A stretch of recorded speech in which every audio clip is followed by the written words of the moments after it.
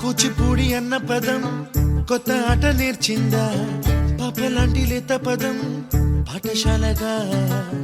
కూనలమ్మ జానపదం పల్లె దాటి వచ్చిందా చవళిల జానతనం పాట చూపగా కుంచెలో దాగే చిత్రాలు ఎదురొచ్చేలా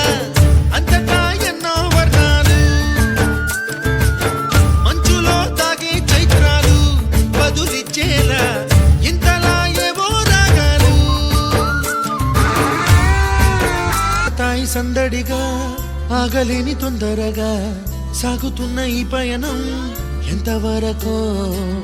రేపు వైపు ముందడుగా లేనిపోని దుందుడుగా రేగుతున్న ఈ వేగం ఎందుకొరకో మట్టికి మబ్బుకి ఈ వేళ దూరం ఎంతంటే లెక్కలే మాయం అయిపోవా రెంటిని